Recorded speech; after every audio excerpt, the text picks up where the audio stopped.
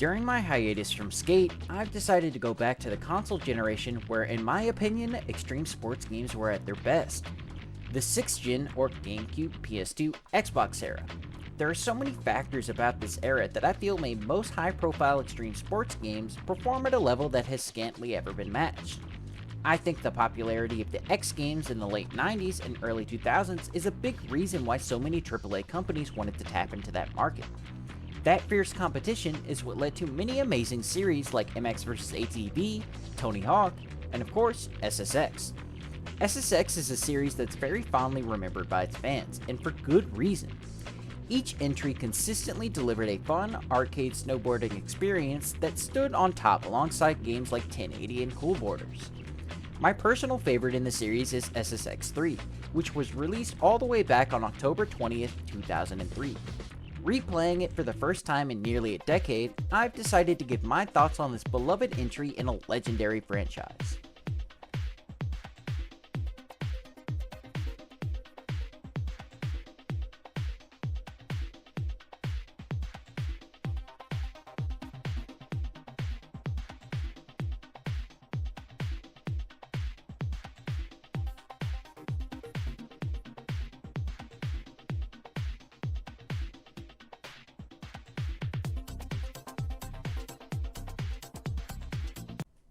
The main menu has 3 modes: single event, conquer the mountain, and multiplayer.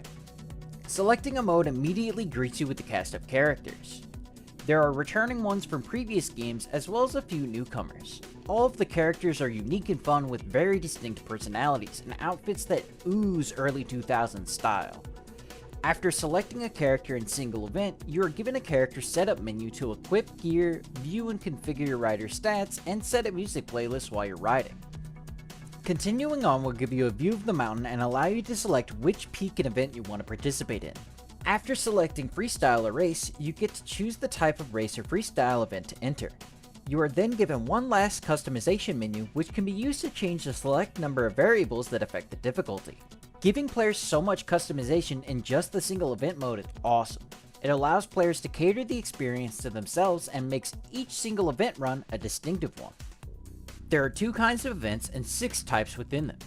Race is either a race down a course with multiple opponents or a race against a single rival. Freestyle is a high scoring event that's split up into 4 types: slopestyle, which is down a course, super pipe, which is down a half pipe, big air, which is down a shorter course with massive jumps and score thresholds, and rival, which is against a single opponent in real time.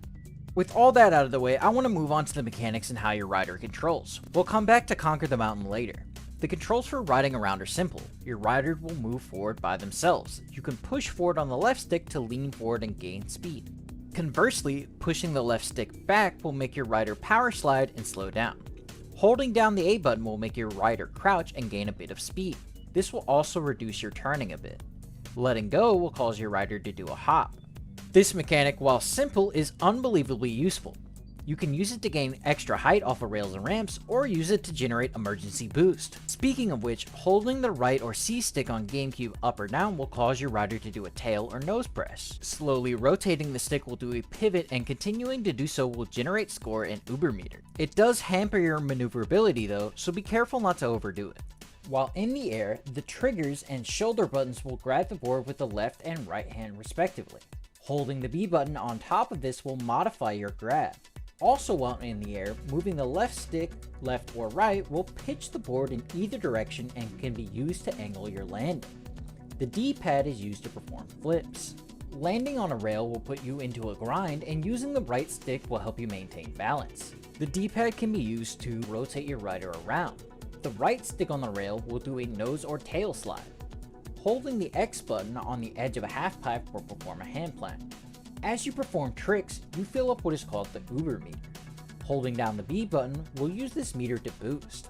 However, if you wait until the meter is completely full, you will enter uber mode. This allows you to perform uber tricks. Uber tricks are flashier and gain much more points.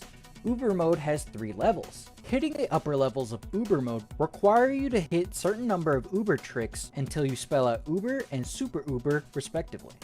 Hitting level 2 will make your tricks even crazier, and hitting level 3 will give you unlimited boosts and won't kick you out if you bail. The trick and movement system is so mechanically deep and has stood the test of time. The risk versus reward is well balanced and encourages you to experiment with different tricks and routes on courses to get those coveted high scores. One more small mechanic is knockdowns. While on the ground, pressing the left and right trigger will make your rider punch in that direction. You can also charge up for more power. Knocking down another rider will instantly put you at Uber level 1.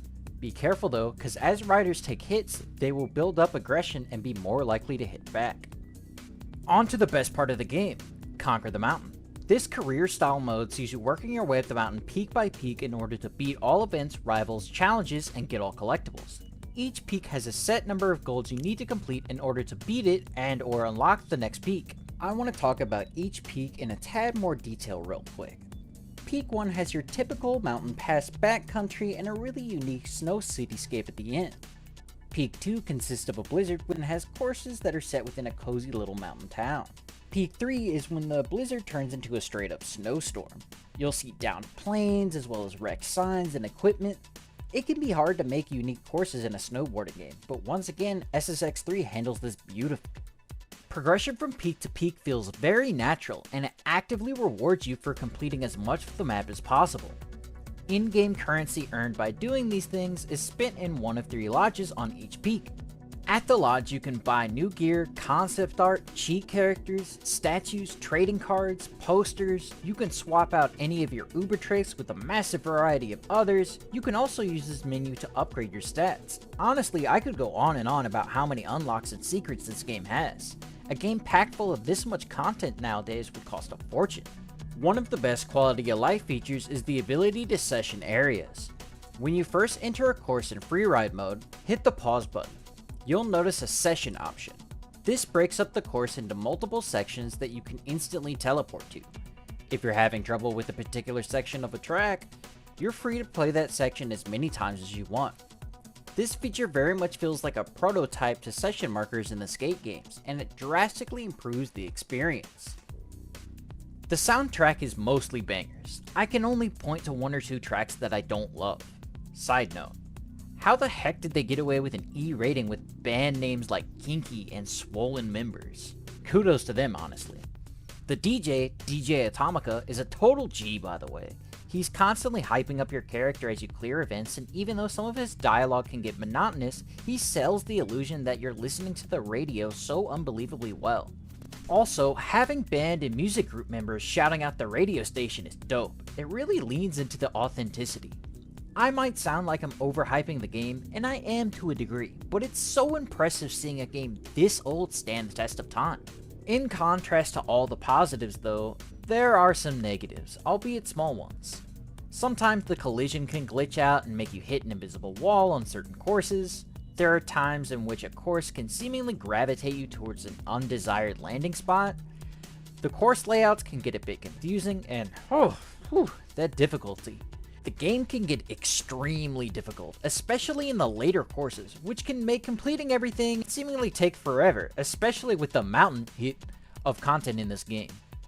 Overall though, there's a reason why so many people still play SSX 3 to this day. It's an extremely fun game that you don't need to put a lot of time to enjoy, but if you do, you'll only enjoy it more. It's a true shining example of the best the extreme sports genre has to offer, and ways of its influence are still felt today.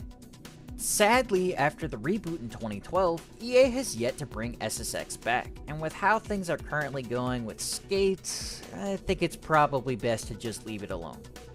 However, there are some games that are inspired by it that I wanted to give a quick shout out.